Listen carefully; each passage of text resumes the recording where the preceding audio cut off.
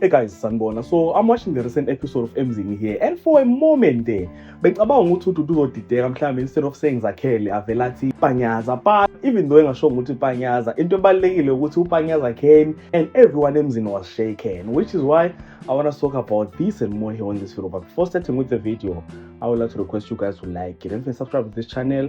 Please do press the subscribe button. You can also show support by scoring down it so that you can watch my past videos, and I hope that you guys are going to enjoy watching this.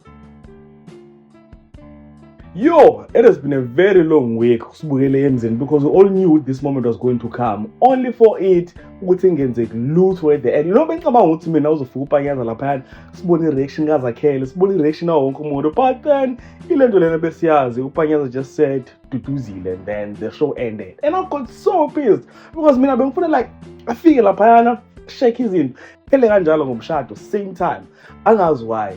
But my highlight of the episode was when Ududu telling her sister she only managed to write those vows because she was thinking about uPanyaza all this time. And I'm like, amantombazana akhohlakele ngempela. How can you say that? Ubese uyahamba ngempela uyaphamula lo muntu lona, you tell him that you love him.